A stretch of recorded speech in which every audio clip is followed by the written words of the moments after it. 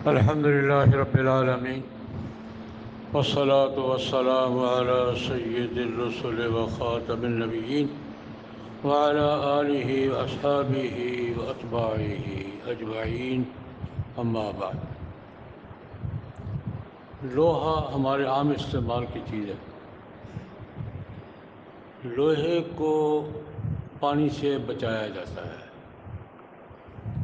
اگر لوہے کے ساتھ پانی لگا رہے تو لوہے کو زنگ لگ جاتا ہے۔ زنگ لگ جائے تو اس کو صاف کیا جاتا ہے، نہ صاف کیا جائے تو زنگ بڑھتے بڑھتے لوہے کو کھا جاتا ہے۔ یہ ہمارا عام مشاہدہ ہے۔ لوہے کو زنگ لگتا ہے، اگر پانی سے نہ بچایا جائے اور زنگ لگتا ہے، صاف کر لیا جائے تو صاف ہو جاتا ہے، نہ صاف کیا جائے تو زنگ بڑھتا جاتا ہے، لوہا گھٹتا جاتا ہے، اخیر زنگ لوہے کو کیا کرتا ہے؟ کھا جاتا ہے۔ جناب نبی کریم صلی اللہ علیہ وسلم نے ارشاد فرمایا، اسی طرح دلوں کو بھی زنگ لگتا ہے۔ حدیث مبارکہ میں دل کو بھی کیا کرتا ہے؟ زنگ لگتا ہے۔ دل کو زنگ کس کا لگتا ہے؟ گناہوں کا۔ جس طرح لوہے کو پانی سے بچانا ضروری ہے، دل کو گناہوں سے بچانا ضروری ہے، ورنہ زنگ لگ جاتا ہے، اور اگر لگتا رہے تو دل غائب ہو جاتا ہے، زنگ ہی زنگ رہ جاتا ہے۔ نبی کریم صلی اللہ علیہ وسلم اس کی مثال بھی دی ہے۔ تو فرمایا جب آدمی کو گناہ کرتا ہے تو دل پر ایک دھبا پڑ جاتا ہے، اگر توبہ کر لے تو صاف ہو جاتا ہے، نہیں تو دوسرا گناہ کرتا ہے تو ایک دھبا ساتھ اور پڑ جاتا ہے۔ توبہ کرتا جائے تو دھبے صاف ہوتے جاتے ہیں، اور توبہ نہ کرے گناہ کرتا جا رہا ہے، دھبا پڑتے پڑتے پڑتے پورے دل کو گھیر لیتے ہیں۔ پھر پورا دل گھیرے میں ہوتا ہے کس کے؟ ان دھبوں کے۔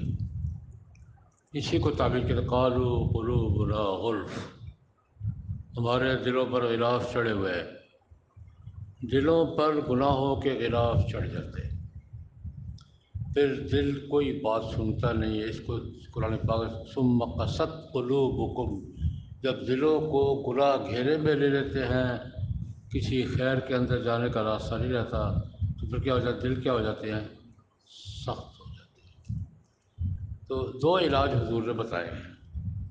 ہمارے دلوں کو زنگ لگتا ہے، زنگ سے بچانے کی کوشش کرو۔ انسان گناہ ہوگا کوئی نہ کوئی، تو وہ کیسے دھلے گے؟ توبہ استغفار۔ لیکن توبہ استغفار نہیں کہ چلو 2-4 سال کرتے ہیں اکٹھی توبہ کر لیں گے، نہ ساتھ ساتھ دھلتا رہے تو صاف ہوتا رہتا ہے، اور ساتھ ساتھ نہ دھلے تو بالآخر وہ سارے دل کو کیا کر لیتا ہے؟ گھیر لیتا ہے۔ میں اس کی مثال دیا کروں، رومال ہے، استعمال ہو رہا ہے، دھبے لگ رہے ہیں، اگر یہ دھبے ساتھ ساتھ صاف ہوتے جائیں تو رومال صاف رہتا ہے، اور اگر 1.5 سال استعمال ہوا ہے، دھلا نہیں ہے، تو دھبے لگتے لگتے کیا ہو جاتا ہے؟ میل سارے رومال کو کیا کر لیتی ہے؟ گھیر لیتی ہے۔ پھر ایک وقت ایسا بھی آتا ہے کہ دھونے کا بھی کوئی فائدہ نہیں، میل کپڑے کا کیا حصہ بن جاتی ہے؟ حصہ بن جاتی ہے۔ یہی مثال دل کی ہے۔ تو حضور نے تو فرمایا کہ گناہ سے بچو، انسان ہو گیا ہے تو توبہ کرو، استغفار کرو، اور دل کو پالش کرنے کا فرمایا دلوں کو رنگ لگتا ہے، اللہ کے ذکر سے دور ہوتا ہے۔ اللہ کا ذکر صابن ہے، توبہ پانی ہے، اور اللہ کا ذکر کیا ہے؟ صابن ہے۔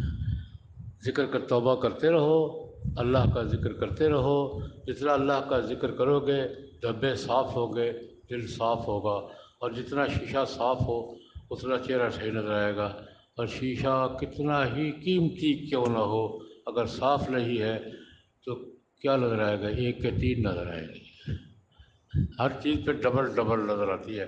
تو حضور نے فرمایا کہ دل کو صاف رکھو، زنگ سے توبہ کرتے رہو، ذکر کرتے رہو، اللہ کا نام لیتے رہو، اس سے دل صاف ہوتے ہیں اور اس سے دل پالش ہوتے ہیں۔ اللہ پاک ہم